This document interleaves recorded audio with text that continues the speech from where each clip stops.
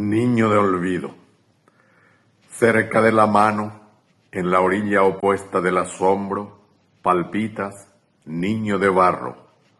En un rincón de Cabo Veí, yace casi desnudo tu cuerpo, tus ojillos guardan una luciérnaga, lejos de ti juega y sonríe aquel otro Jesús de las tarjetas.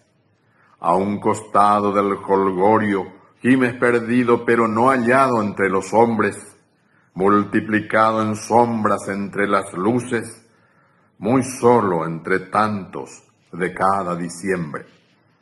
Viéndote así, en una yacá de mimbre e inocencia, eres igual a otros mitamí paraguayos, tan de arcilla y huérfanos como vos.